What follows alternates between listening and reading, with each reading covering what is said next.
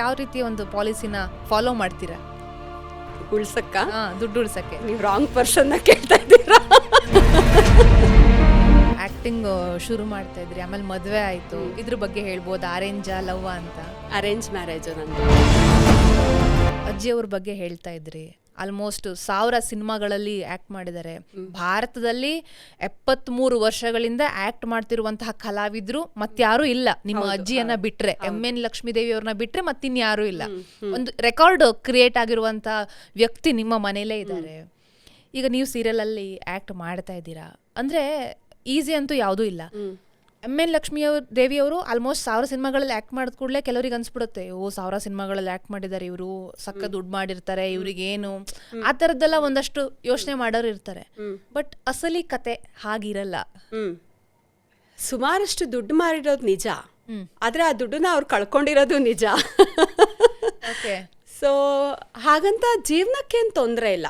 ಈಗ ನಾನು ತುಂಬ ಜನ ನಾನು ನೋಡ್ತೀನಿ ಇನ್ಸ್ಟಾಗ್ರಾಮಲ್ಲಿ, ಫೇಸ್ಬುಕ್ಕಲ್ಲೆಲ್ಲ, ಅವರು ಮಾತ್ರೆಗೆ ಒದ್ದಾಡ್ತಿದ್ದಾರೆ, ಅವ್ರು ಇದಕ್ಕೆ ಒದ್ದಾಡ್ತಿದ್ದಾರೆ ಅಂತೆಲ್ಲ ಹೇಳ್ತಾರೆ. ಬಟ್ ನಾನು ತುಂಬ ಪ್ರೌಡಾಗಿ ಹೇಳ್ತೀನಿ, ನನಗಿಂತ ಅವ್ರು ಫಿನಾನ್ಷಿಯಲಿ ಕಾಂಟೆಂಟ್ ಆಗಿದ್ದಾರೆ, ಫಿನಾನ್ಷಿಯಲಿ ಅವ್ರು ತುಂಬ ಸ್ಟೇಬಲ್ ಆಗಿದ್ದಾರೆ. ಆಮೇಲೆ ಅವ್ರಿಗೆ ಮನಿ ಇಸ್ ದ ಕಾನ್ಫಿಡೆನ್ಸ್. ಅದನ್ನೆಲ್ಲ ನಾನು ನಮ್ಮ ಅಜ್ಜಿಯಿಂದನೇ ಕಲ್ತಿರೋದು. ಆ ದುಡ್ಡು ಕೊಡೋ ಅಂಥದ್ದು ಒಂದು ಕಾನ್ಫಿಡೆನ್ಸು ನಮ್ಗೆ ಯಾವುದೂ ಕೊಡೋದಿಲ್ಲ. ಅವ್ರು ಯಾವಾಗಲೂ ಅದನ್ನು ಹೇಳ್ಕೊಂಡು ಬರ್ತಿದ್ರು. ಸೊ ಅವರು ನಂಬಿರೋ ದೇವರು ಅವ್ರನ್ನ ಕೈ ಬಿಟ್ಟಿಲ್ಲ. ಅವರು ನೆಮ್ಮದಿಯಾಗಿ ಆರಾಮಾಗಿದ್ದಾರೆ, ತೊಂದರೆ ಅಂತೂ ಇಲ್ಲ. ಈಗ ಈ ಥರ ಎಲ್ಲ ಇವ್ರು ಪೋಸ್ಟ್ ಹಾಕ್ತಾರಲ್ಲ, ಆ ಥರ ತೊಂದರೆ ಅಂತೂ ಇಲ್ಲ. ತುಂಬ ಆರಾಮಾಗಿ, ತುಂಬ ನೆಮ್ಮದಿಯಾಗಿ, ಆರೋಗ್ಯವಾಗಿದ್ದಾರೆ ದೇವದಯಿಂದ. ಸೋಷಿಯಲ್ ಮೀಡಿಯಾ ಅಂತ ಬಂದಾಗ ಇವತ್ತು ವ್ಯೂಸ್ಗೋಸ್ಕರ ಇನ್ಯಾವುದಕ್ಕೋಸ್ಕರನೋ ಸುಮ್ಮನೆ ಏನೇನೋ ಒಂದು ಗಾಸಿಪ್ಗಳನ್ನು ಸೃಷ್ಟಿ ಮಾಡ್ತಾರೆ. ಬಟ್ ಆ ಗಾಸಿಪ್ಗಳು ಆ ಕುಟುಂಬಕ್ಕೆ ನಿಜವಾಗ್ಲೂ ಬೇಜಾರು ತರುತ್ತೆ, ಒಂಥರ ಆತಂಕವನ್ನು ಉಂಟು ಮಾಡುತ್ತೆ. ಏನು ಅನಿಸಿಲ್ಲ ನನಗೆ. ಅಂದರೆ ಇವಾಗ ತುಂಬ ವರ್ಷದಿಂದ ನಾನು ಸೋಷಿಯಲ್ ಮೀಡ್ಯಾದಲ್ಲಿ ಆ್ಯಕ್ಟಿವ್ ಆಗಿರೋದ್ರಿಂದ ಈ ಥರ ಪೋಸ್ಟ್ ಎಲ್ಲ ಬಂದಾಗ ಪಾಪ ನನಗಿಂತ ಹೆಚ್ಚಾಗಿ ನನ್ನ ಫ್ರೆಂಡ್ಸ್ಗಳು ರಿಯಾಕ್ಟ್ ಮಾಡಿದ್ದಾರೆ. ನನ್ನ ಫ್ರೆಂಡ್ಸ್ ಅದನ್ನೆಲ್ಲ ಹಾಕಿ, ನಾನು ನಿನ್ನೆ ಅಷ್ಟೇ ಮೀಟ್ ಮಾಡಿದೆ ಅಮ್ಮನ್ನ, ಈ ಥರ ಎಲ್ಲ ಏನೂ ಇಲ್ಲ, ಅವ್ರು ಆರಾಮಾಗಿದ್ದಾರೆ ಅಂತ ನಾವು ಒಂದು ಕೆಲವು ಮಟ್ಟಲ್ಲಿ ರಿಯಾಕ್ಟ್ ಮಾಡಿದ್ದೀವಿ. ಬಟ್ ನನಗನ್ಸುತ್ತೆ ಅದಕ್ಕೆಲ್ಲ ಕೋಪ ಮಾಡ್ಕೊಳ್ಳೋದು ಅನ್ನೆಸೆಸರಿ ಅಂತ ಅನಿಸುತ್ತೆ. ಬಾದರ್ ಆಗಿಲ್ಲ ಯಾವತ್ತೂ ನನಗೆ. ಓಕೆ, ಈಗ ಮನಿ ಬಗ್ಗೆ ಅಜ್ಜಿ ಹೇಳಿದಂಥ ಪಾಠಗಳೇನಾದ್ರು ಇದೆಯಾ, ಕಿವಿ ಮಾತು ದುಡ್ಡಿನ ವಿಚಾರವಾಗಿ? ದುಡ್ಡು ಇಟ್ಕೋಬೇಕು. ದುಡ್ಡು ಕೊಡೋ ಅಂಥ ಒಂದು ಕಾನ್ಫಿಡೆನ್ಸು ಜೀವನದಲ್ಲಿ ಯಾರೂ ಕೊಡೋಕ್ಕಾಗಲ್ಲ. ಸಂಬಂಧಗಳು ಹೌದು, ಫ್ರೆಂಡ್ಶಿಪ್ಪು ಹೌದು, ಎಲ್ಲವೂ ಹೌದು. ಬಟ್ ಅಲ್ಟಿಮೇಟ್ ನಮಗೆ ಕಾನ್ಫಿಡೆನ್ಸ್, ಈಗ ಅಕೌಂಟಲ್ಲಿ ನಮ್ಮದು ಇಷ್ಟು ಅಂತ ಒಂದು ದುಡ್ಡಿದ್ರೆ ಅದು ಕೊಡೋ ಅಂಥ ಕಾನ್ಫಿಡೆನ್ಸು ಯಾವ ವ್ಯಕ್ತಿನೂ ಕೊಡೋದಿಲ್ಲ. ಓಕೆ, ದುಡ್ಡಿರಬೇಕು, ಕೈಯಲ್ಲಿ ಕೆಲಸ ಇರಬೇಕು, ಇವೆರಡು ಕೊಡೋ ಅಂಥ ಕಾನ್ಫಿಡೆನ್ಸ್ ಬೇರೆ ಯಾರೂ ಕೊಡಲ್ಲ. ಯಾವುದಾದ್ರೂ ಒಂದು ಮೂಮೆಂಟಲ್ಲಿ ನನಗೆ ದುಡ್ಡು ಇಂಪಾರ್ಟೆಂಟು ಅಥವಾ ದುಡ್ಡಿಲ್ದೆ ತುಂಬ ಪ್ರಾಬ್ಲಮ್ ಆಗುತ್ತೆ, ನಾನು ಹುಷಾರಾಗಿರಬೇಕು ಅಂತ ಅನಿಸಿದ್ಯಾ? ಅದ್ರ ಒಂದು ಕ್ಷಣ ನಿಮ್ಮ ಜೀವನದಲ್ಲಿ ಇದೆಯಾ? ಸಿಕ್ಕಾಪಟ್ಟೆ ಇದೆ. ನಾನು ಸ್ವಲ್ಪ ನಾನು ಜಾಸ್ತಿ ಖರ್ಚು ಮಾಡ್ತೀನಿ. ಆ ಥರದ್ದು ಮೆಡಿಕಲ್ ಎಮರ್ಜೆನ್ಸಿಗಳಾದಾಗ ಮನೆಯಲ್ಲಿ ಅಯ್ಯೋ ಇಟ್ಕೋಬೇಕಾಗಿತ್ತಲ್ಲ ದುಡ್ಡು ಅಂತ ಅನಿಸಿದ್ದಿದೆ. ಓಕೆ, ಇವಾಗ ಯಾವ ರೀತಿ ಒಂದು ಪಾಲಿಸಿನ ಫಾಲೋ ಮಾಡ್ತೀರಾ ಉಳ್ಸಕ್ಕ? ದುಡ್ಡು ಉಳ್ಸಕ್ಕೆ? ನೀವು ರಾಂಗ್ ಪರ್ಸನ್ನ ಕೇಳ್ತಾ ಇದ್ದೀರಾ. ಕಲ್ತಿದ್ದೀರಾ ಅಂತ ಹೇಳಿದ್ರಿ. ಕಲ್ತಿದ್ದೀನಿ, ಬಟ್ ನಂಗೆ ಗೊತ್ತಿಲ್ಲ ಏನು ಕಲ್ತಿದ್ದೀನಿ ಅಂತ. Okay, I always believe in god. ದೇವರು ದಾರಿ ತೋರಿಸ್ತಾನೆ. ಓಕೆ, ಅಂದರೆ ನಮ್ಮಮ್ಮ ಯಾವಾಗಲೂ ಹೇಳೋರು, ಹುಟ್ಟಿಸಿದ ದೇವರು ಹುಲ್ ಮೇಯ್ಸಲ್ಲ ಅಂತ. ಸೊ ನಮ್ಮಮ್ಮನ ಥರ ನಾನು ಅದನ್ನು ತುಂಬ ನಂಬ್ತೀನಿ. ಆ ಥರ ಏನಾದ್ರು ಇಷ್ಟೇ ಭಗವಂತ ಕಾಪಾಡಿದ್ದಾನೆ, ಇನ್ನು ಅದನ್ನು ಕಾಪಾಡಲ್ವಲ್ಲ ಅಂತ ದೇವ್ರ ಮೇಲೆ ಜಾಸ್ತಿ ಭಾರ ಹಾಕ್ಬಿಟ್ಟಿದ್ದೀನಿ. ಸೊ ನನಗನ್ಸತ್ತೆ ಆ ಥರ ಸಿಚುವೇಶನ್ ಏನಾದ್ರು ಬಂದರೆ ಭಗವಂತ ನೋಡ್ಕೋತಾನೆ ಅಂತ. ಹುಡುಗಿರಿಗೆ ಒಂದು ಪ್ರಾಬ್ಲಮ್ ಏನಂತಂದರೆ, ಈಗ ಟ್ರೆಂಡ್ ಬದಲಾಗ್ತಾ ಇರತ್ತೆ, ಈ ಕಾಸ್ಟ್ಯೂಮ್ಗಳು ಅಥವಾ ಜ್ಯುವೆಲರಿ ಎಲ್ಲ ಬದಲಾಗ್ತಿರತ್ತೆ. ಸೊ ಆ ಟ್ರೆಂಡ್ ಇದ್ದಾಗ ಆ ಒಂದು ಕಾಸ್ಟ್ಯೂಮು ಅಥವಾ ಜ್ಯುವೆಲರಿ ನಾವು ಹಾಕೊಳ್ತೀವಿ, ಆಮೇಲೆ ಏನಾದರೂ ಹಾಕಿದ್ರೆ ಓಲ್ಡ್ ಫ್ಯಾಷನ್ ಅಂತ ಹೇಳ್ಬಿಡ್ತಾರೆ ಅಂತ. ಈಗ ಅದಕ್ಕೆ ಇನ್ವೆಸ್ಟ್ ಮಾಡದೆ ದುಡ್ಡು ಖರ್ಚಾಗೋಗುತ್ತೆ, ಇನ್ವೆಸ್ಟ್ ಮಾಡದೆ ಹಾಗೆ ಇರೋಕ್ಕೂ ಮನ್ಸು ಬರಲ್ಲ. ಅದೊಂದು ನಾ ಬ್ಯಾಲೆನ್ಸ್ ಮಾಡ್ಕೊಂಡು ಹೋಗ್ತಿರ್ಬೇಕು ಅಂತ. ಆ ಥರ ಏನಿಲ್ಲ, ನಾನು ಟ್ರೆಂಡನ್ನು ಫಾಲೋ ಮಾಡ್ತೀನಿ ಆ ಥರ ಇಲ್ಲ. ನಂಗೆ ಯಾವುದು ಕಂಫರ್ಟಬಲ್ ಆಗಿರುತ್ತೆ ಅದನ್ನು ನಾನು ವೇರ್ ಮಾಡ್ತೀನಿ. ಯೂಶ್ವಲಿ ನಾನು ಯೂಸ್ ಮಾಡೋ ಡ್ರೆಸ್ ಎಲ್ಲ ಟ್ರೆಂಡ್ ಹೋಗ್ಬಿಟ್ಟಿರುತ್ತೆ. ಯಾಕಂದರೆ ನಾನು ಟ್ರೆಂಡ್ ಹೋದ್ಮೇಲೆ ಅದು ಆಫರಲ್ಲಿ ಬರುತ್ತಲ್ವಾ, ಆಫರಲ್ಲಿ ತೊಗೊಂಡಿರ್ತೀನಿ. ಆಫರಲ್ಲಿ ತೊಗೊಂಡು ಹಾಕೊಳ್ಳೋ ಅಷ್ಟೊತ್ತಿಗೆ ಟ್ರೆಂಡ್ ಹೋಗ್ಬಿಟ್ಟಿರುತ್ತೆ. So trend, I don't believe in following the trend. But ನನಗೆ ಯಾವ ಟೈಮಲ್ಲಿ ಏನು ಕಂಫರ್ಟಬಲ್ ಅನಿಸುತ್ತೆ ನಾನು ಅದನ್ನು ಹಾಕೋತೀನಿ. ಓಕೆ, ಓಕೆ, ಈಗ ಆಕ್ಟಿಂಗ್ ಶುರು ಮಾಡ್ತಾ ಇದ್ರಿ, ಆಮೇಲೆ ಮದುವೆ ಆಯಿತು, ಇದ್ರ ಬಗ್ಗೆ ಹೇಳ್ಬೋದು, ಅರೇಂಜಾ ಲವ್ ಅಂತ? ಅರೇಂಜ್ ಮ್ಯಾರೇಜು ನಂದು. ಆ್ಯಕ್ಚುಲಿ ಮದುವೆ ಬೇಡ ಅಂತ ಇದ್ದೆ ನಾನು. ಬಟ್ ನಮ್ಮಮ್ಮ ಮತ್ತು ನಮ್ಮ ಅಜ್ಜಿ ಇದು ಮ್ಯಾಟ್ರಿಮೋನಿ ಸೈಟ್ ವಿವಾಹ ಬಂಧನ್ ಅಂತ ಇತ್ತು ಆಗ. ಐ ಡೋಂಟ್ ಥಿಂಕ್ ಅದು ಇವಾಗಿಲ್ಲ ಅನಿಸುತ್ತೆ. ಸೊ ಅದರಲ್ಲಿ ರಿಜಿಸ್ಟ್ರ್ ಮಾಡಿಸಿದ್ರು. ಅದರಲ್ಲಿ ಬಂದಂಥ ಸಂಬಂಧನೇ ಮದುವೆ ಆಗಿದ್ದು. ಬಟ್ ನಮಗೆ ಸ್ವಲ್ಪ ಭಯ ಇತ್ತು, ಮ್ಯಾಟ್ರಿಮೋನಿ ಅಲ್ವಾ, ಹೆಂಗೆ ಏನು ಎತ್ತ ಅಂತ. But it was A bumper lottery. ತುಂಬ ಒಳ್ಳೆ ಮನೆ, ತುಂಬ ಒಳ್ಳೆ ಹಸ್ಬೆಂಡ್.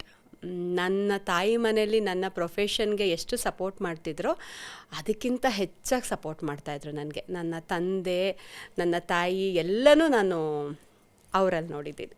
ಯೂಶ್ವಲಿ ಏನಾಗುತ್ತೆ ಮದುವೆ ಅಂತ ಬಂದಾಗ, ಈಗ ಕೆಲವೊಂದು ಪ್ರೊಫೆಷನ್ಗಳನ್ನ ಕೆಲವೊಂದು ಮನೆಯವರು ಅಕ್ಸೆಪ್ಟ್ ಮಾಡಲ್ಲ. ಈಗ ಚಿತ್ರರಂಗ ಅಂತ ಅಂದ್ಕೂಡಲೇ ಹೇಗಿರ್ತಾರೋ ಏನೋ, ಅವ್ರದ್ದು ವರ್ಕ್ ಸ್ಟೈಲ್ ಹೇಗಿರುತ್ತೋ ಏನೋ, ಎಷ್ಟು ಗಂಟೆಗೆ ಬರ್ತಾರೋ ಏನೋ, ಈ ಥರದ್ದೆಲ್ಲ ಇರುತ್ತೆ. ಅರೇಂಜ್ ಮ್ಯಾರೇಜ್ ಸ್ವಲ್ಪ ಕಷ್ಟ ಅಂತ ಹೇಳ್ತಾರೆ ಈ ಒಂದು ಪ್ರೊಫೆಷನಲ್ಲಿ.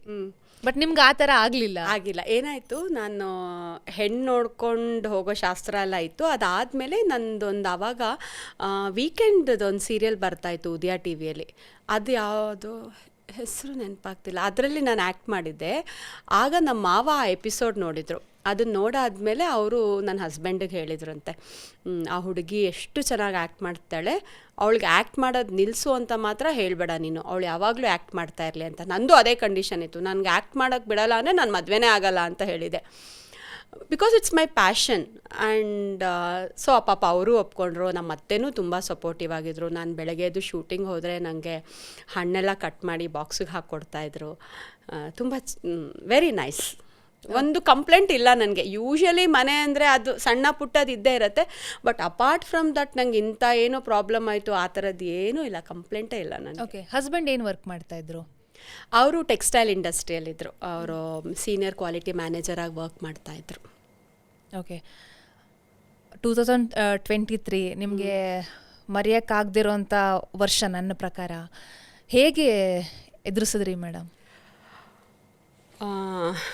2022 Okay. ಮಾರ್ಚ್. ಆ್ಯಕ್ಚುಲಿ ಆರಾಮಾಗೇ ಇದ್ದರು ಅವರು. ಸೆಪ್ಟೆಂಬರಲ್ಲಿ ಅವ್ರಿಗೆ ಒಂದು ಸ್ವಲ್ಪ ಹುಷಾರು ತಪ್ಪಿದ್ರು, ಒಂದು ಜಾಂಡೀಸ್ ಥರ ಆಗಿತ್ತು ಅವ್ರಿಗೆ. ಬಟ್ ಅವ್ರು ತುಂಬ ಹೆಲ್ತ್ ಕಾನ್ಷಿಯಸ್ಸು. ನಂತರ ಅಲ್ಲ, ನಾನು ಕೇರ್ ಮಾಡೋದಿಲ್ಲ, ಬಟ್ ಅವ್ರು ತುಂಬ ಹೆಲ್ತ್ ಕಾನ್ಷಿಯಸ್ ಆಗಿದ್ದರು. ಆಮೇಲೆ ಅದೆಲ್ಲ ಸರಿ ಹೋಗಿತ್ತು. ಅದಾದಮೇಲೆ ಮತ್ತೆ ಅವ್ರಿಗೆ ಡಿಸೆಂಬರಲ್ಲಿ ರಿಲ್ಯಾಪ್ಸ್ ಆಯಿತು. ಡಿಸೆಂಬರ್ ಟು ಮಾರ್ಚ್ ಜರ್ನಿ ಏನಿದೆ, ನಾನು ದೇವ್ರ ಹತ್ರ ಬೇಡ್ಕೋತೀನಿ ಯಾವ ಹೆಣ್ಮಕ್ಳಿಗೂ ಆ ಥರ ಬರಬಾರ್ದು ಅಂತ. It was very very difficult. Commitment ಇತ್ತು, ಕೆಲಸ ಮಾಡಬೇಕಿತ್ತು. ನನಗಿಂತ ಹೆಚ್ಚಾಗಿ ನನಗೆ ನಮ್ಮ ಮನೆಯಲ್ಲಿ ಇವ್ರುಗಳನ್ನ ನೋಡ್ಕೊಳ್ಳೋದೇ ಒಂದು ದೊಡ್ಡ ಕೆಲಸ. ಅತ್ತೆ ಇದ್ದರು, ನಮ್ಮಮ್ಮ ಇದ್ದರು, ನನ್ನ ಮಗ ಇದ್ದ, ಜೊತೆಗೆ ಇವರು. ಬಟ್ ಅವ್ರು ನನಗೆ ಧೈರ್ಯವಾಗಿರೋದನ್ನ ಅಭ್ಯಾಸ ಮಾಡಿಸ್ಬಿಟ್ಟಿದ್ರು. ಇಂಡಿಪೆಂಡೆಂಟ್ ಆಗಿರೋದನ್ನ. ನಾನು ತುಂಬ ಡಿಪೆಂಡೆಂಟ್ ಆಗಿದ್ದೆ ಮದುವೆಗೆ ಮುಂಚೆ. ಎಲ್ಲದಕ್ಕೂ ನನ್ನ ತಮ್ಮ ಬೇಕು ಅಥವಾ ನಮ್ಮಮ್ಮ ಬೇಕು ಆ ಥರ. ಬಟ್ ಇವರು ಅದೇನೋ ಗೊತ್ತಿಲ್ಲ ನನಗೆ, ಬಹುಶಃ ಅವ್ರಿಗೆ ಗೊತ್ತಿತ್ತೋ ಏನೋ, ನನ್ನ ತುಂಬ ಇಂಡಿಪೆಂಡೆಂಟಾಗಿ ಮಾಡಿಬಿಟ್ರು ಅವರು. ನಾನು ಬೈಕೋತಾ ಇದ್ದೆ, ಎಲ್ಲನೂ ನನ್ನ ಕೈಲೇ ಮಾಡಿಸ್ತಾರೆ ಇವರು ಅಂತ. ಬಟ್ ನನಗೆ ದಿವ್ಯಾ ಅಂತ ಕರೀತಾರೆ, ಮಾಡೋದಿವಿ ನಿನ್ನ ಕೈಲಿ ಆಗತ್ತೆ, ಮಾಡು ಮಾಡು ಅಂತ ಪ್ರತಿಯೊಂದೂ ನನ್ನ ಕೈಲೇ ಮಾಡಿಸ್ತಾಯಿದ್ರು ಅವರು. ಅದೇ ಹೇಳಿದ್ನಲ್ಲ, ಅದು ಜಾಂಡೀಸ್ ಮತ್ತೆ ಡಿಸೆಂಬರಲ್ಲಿ ರಿಲ್ಯಾಪ್ಸ್ ಆಯಿತು. ಒಂದಷ್ಟು ಹಾಸ್ಪಿಟಲು ಅದು ಇದು ಎಲ್ಲ ಓಡಾಡಿದ್ವಿ. ಆಗ ನಾನು ಗೌರಿಪುರದ ಗಯ್ಯಾಳಿಗಳು ಸೀರಿಯಲ್ ಮಾಡ್ತಿದ್ದೆ. ನಮ್ಮ ಆರ್ಟಿಸ್ಟ್ ಲೈಫು ಹೊರಗಡೆಯಿಂದ ನೋಡೋಕ್ಕೆ ಜನಕ್ಕೆ ತುಂಬ ಒಂಥರ ಈಸಿ ಅಂತ ಅನಿಸುತ್ತೆ, ಬಣ್ಣದ ಲೋಕ ಅದು ಇದು ಅಂತ. ಬಟ್ ನನಗೆ ಹೆಂಗೆ ಕಾಂಟ್ರಾಸ್ಟ್ ಆಗಿರ್ತಾ ಇತ್ತು ಅಂದರೆ, ದೇರ್ ವಾಸ್ ಅ ಸಿಚುವೇಶನ್. ಇವರು ಮಣಿಪಾಲ್ ಹಾಸ್ಪಿಟ್ಲು ಸರ್ಜಾಪುರ್ ರೋಡಲ್ಲಿ ಅಡ್ಮಿಟ್ ಆಗಿದ್ದರು. ಓಕೆ. ಅಲ್ಲಿ ICUಯಿಂದ ನಾನು ಒಂದು ಸ್ಮಾರ್ಟ್ ವಾಚ್ ಕನೆಕ್ಟ್ ಮಾಡ್ಕೊಂಡಿರ್ತಿದ್ದೆ. ಫೋನ್ ಬಂದ ತಕ್ಷಣ ಡಗ್ ಅಂದ್ಬಿಡೋದು. ಅಲ್ಲಿ ICUಯಿಂದ ಡಾಕ್ಟ್ರು ಫೋನ್ ಮಾಡಿದರು, ಬರಬೇಕು ನೀವು ಅಂತ. ನಾನು ಇಲ್ಲಿ ಆ್ಯಕ್ಟ್ ಮಾಡ್ತಾಯಿದ್ದೀನಿ, ಕಮಿಟ್ಮೆಂಟು ನನಗೆ. ಸರಿ ಹೋದೆ ICUಗೆ. ಪಾಪ ನಮ್ಮ ಡೈರೆಕ್ಟ್ರು ಆವಾಗ, ನಿಮ್ಮ ಮೇಡಮ್ ನೀವು ಗಾಡಿ ಓಡಿಸ್ಕೊಂಡು ಹೋಗಬೇಡಿ, ನಮ್ಮ ಡ್ರೈವರ್ ಜೊತೆ ಹೋಗಿ ಅಂತ ಕಳಿಸಿದ್ರು. ಮಾಸ್ಕ್ ಹಾಕ್ಕೊಂಡು ಹೋದೆ. ಅಲ್ಲಿ ಹೋದಾಗ ಅವ್ರು ICU ಡಾಕ್ಟರು ತುಂಬ ಕಷ್ಟ ಇದೆ ಅಮ್ಮ, ಯೋಚನೆ ಮಾಡು ನೀನು ಅಂತ ಅಂದರು. ಓಕೆ ಅಂದ್ಬಿಟ್ಟು ಬಂದೆ. ಇಲ್ಲಿ ಬರ್ತೀನಿ, ಫುಲ್ಲು ನಕ್ಕೊಂಡು ಆ್ಯಕ್ಟ್ ಮಾಡಬೇಕು, comedy serial. That is again A learning for me. ಅಲ್ಲಿ ಹೋಗಿ ಅಲ್ಲಿಂದ ಈ ಕಡೆ ಬಂದು ಪ್ರಾಡಕ್ಟ್ ಇಲ್ಲಿ ಹೌಸ್ ಹತ್ರ, ಐ ಮೀನ್ ಲೊಕೇಶನ್ ಹತ್ರ ಗಾಡಿ ನಿಲ್ಲಿಸೋ ಅಷ್ಟೊತ್ತಿಗೆ ನನ್ನ ಕ್ಯಾರೆಕ್ಟರಾಗಿ ಸ್ವಿಚ್ ಆನ್ ಆಗಬೇಕು. ನೋಡೋರಿಗೆ ಅನಿಸುತ್ತೆ ಅದು ತುಂಬ ಇದು ಅಂತ, ಬಟ್ ಅಲ್ಲೊಂದಷ್ಟು ಇನ್ಸಿಡೆಂಟ್ಗಳಾಯಿತು. ಆಗ ನಾನು ರಿಯಲೈಸ್ ಮಾಡಿಕೊಂಡೆ ಲೈಫಲ್ಲಿ ನನಗೆ ಆಲ್ರೆಡಿ ನಾನು ದುಃಖದಲ್ಲಿದ್ದಾಗ, already I was under deep shit ಆಯಿತಾ. ಅಂಥ ಟೈಮಲ್ಲಿ ನನಗೆ ಇನ್ನೂ ದುಃಖ ಕೊಟ್ಟೋರು ಒಂದಷ್ಟು ಜನ ಇದ್ದಾರೆ. ಅವರು ನನ್ನ ಲೈಫಲ್ಲಿ ಫರ್ಗಿವ್ ಮಾಡಲ್ಲ. ಬಿಕಾಸ್ ನಾನು ರಿಕ್ವೆಸ್ಟ್ ಮಾಡ್ಕೋತಾ ಇದ್ದೆ, ಇಲ್ಲ ನನ್ನ ಹಸ್ಬೆಂಡಿಗೆ ಹುಷಾರಿಲ್ಲ, ಅದಕ್ಕೆ ಏನಕ್ಕೋ ಬರೋಕ್ಕಾಗಿಲ್ಲ ಅಂದರೆ, ಇಲ್ಲ ನೀನು ಇನ್ನೂ ಅನ್ಭವಿಸ್ತೀಯ. ನಾಟ್ ದಟ್ ಅವ್ರು ಹೇಳಿದ್ದು ನಿಜ ಆಗಲ್ಲ, ಅದಕ್ಕೆಲ್ಲ ನೀನು ತಲೆ ಕೆಡಿಸ್ಕೋಬೇಡ ಅಂತ ಪಾಪ ನನ್ನ ಫ್ರೆಂಡ್ಸ್ ತುಂಬ ಹೇಳಿದರು. ಬಟ್ ಆ ನೋವಲ್ಲಿರೋರಿಗೆ all we expect is a silence ಅಥವಾ ಒಂದು ಸಾಂತ್ವನದ ಮಾತುಗಳು. ಮತ್ತೆ ಇನ್ನೊಬ್ಬರು ಯಾರೋ ಶಾಪ ಹಾಕೋದು, ಇನ್ನೊಬ್ಬರು ನೀನು ಹಿಂಗೆ ಅನ್ಭವಿಸ್ತೀಯ, ನಿನಗಿನ್ನೂ ಜಾಸ್ತಿ ಆಗತ್ತೆ, ನೋಡ್ತು ಭಗವಂತ ಇದ್ದಾನೆ ಅಂತ ಹೇಳೋದು. ಅದು ನನಗೆ ಇನ್ನೂ ಹರ್ಟ್ ಆಯಿತು. ನನ್ನವರು ಅಂತ ಅಂದ್ಕೊಂಡವರಿಂದನೇ ನನಗೆ ತುಂಬ ಹರ್ಟ್ ಆಯಿತು. ಬಟ್ ಇವ್ರದ್ದೊಂದು ನನ್ನ ಹಸ್ಬೆಂಡ್ದೊಂದು ಇದೆಯಲ್ಲ, ಅಗಲಿಕೆ ಇದೆಯಲ್ಲ, ಅದರಿಂದ ನಾನು ತುಂಬ ಪಾಠ ಕಲ್ತಿದ್ದೀನಿ. ನಾನು ತುಂಬ ಸ್ಟ್ರಾಂಗ್ ಆಗಿದ್ದೀನಿ. ನನ್ನ ಯಾರೂ ಬ್ರೇಕ್ ಮಾಡೋಕ್ಕಾಗಲ್ಲ ಇವಾಗ. ನನ್ನ ತಾಯಿ ಅಪ್ಸೆಟ್ ಆದಾಗ ಸ್ವಲ್ಪ ನಾನು ಬ್ರೇಕ್ ಆಗ್ತಿದ್ದೆ, ಬಿಟ್ಟರೆ ನಮ್ಮಮ್ಮಂಗೆ ಯಾವಾಗಲೂ ಹೇಳ್ತಿದ್ದೆ ನಾನು, ನನ್ನ ಯಾರೂ ಬ್ರೇಕ್ ಮಾಡೋಕ್ಕಾಗಲ್ಲಮ್ಮ, ಇವ್ರದ್ದು ಒಂದು ನನ್ನ ಬಿಟ್ಟು ಹೋಗಿದಾರಲ್ಲ ಅದು ನನ್ನ ತುಂಬ ಸ್ಟ್ರಾಂಗ್ ಮಾಡಿಬಿಡ್ತು. ಯಾಕಂದರೆ ಅವ್ರು ಹೇಳೋರು ನನಗೆ, ಹಿಂಗೆ ಮಾಡಬೇಡ, ಅದು ಮಾಡು, ನೀನು ಇವ್ರನ್ನ ನಂಬ್ತೀಯ ಅಂತ. ನಾನು ಕೇಳ್ತಾ ಇರಲಿಲ್ಲ ಅವ್ರ ಮಾತು. ಬಹುಶಃ ಇದನ್ನೆಲ್ಲ ಕಲಿಯೋಕ್ಕೆ ಅದು ದಾರಿ ಮಾಡಿಕೊಟ್ನ ಭಗವಂತ ಅನ್ನೋದು ಒಂದು ಥಾಟ್ ಪ್ರೋಸೆಸ್ ಆಗಿಬಿಡ್ತು. ಅಂದರೆ ತಲೆ ಹೆಂಗೆ ಓಡ್ತಾ ಇರುತ್ತೆ ಅನ್ನೋದೇ ಗೊತ್ತಾಗಲ್ಲ ಅಲ್ವಾ. ಬಟ್ ನಾನು ತುಂಬ ಕಲ್ತ್ಬಿಟ್ಟೆ ಅವ್ರ ಇದರಲ್ಲಿ. ಆ್ಯಂಡ್ ನನಗೆ ಅವ್ರ ಬಗ್ಗೆ ಏನೂ ಕಂಪ್ಲೇಂಟೇ ಇರಲಿಲ್ಲ. ಈಗ ಗಂಡ ಗಲಾಟೆ ಮಾಡ್ತಾನೆ, ಕುಡ್ಕೊಂಬಂದು ಹೊಡಿತಾನೆ, ಅಥವಾ ಕೆಲ್ಸಕ್ಕೆ ಹೋಗೋಕ್ಕೆ ಬಿಡಲ್ಲ, ನನ್ನ ಮೇಲೆ ಡೌಟ್ ಪಡ್ತಾನೆ, ಆ ಥರದ್ದು ನನಗೆ ಏನೂ ಇಲ್ಲ ಅವ್ರ ಬಗ್ಗೆ.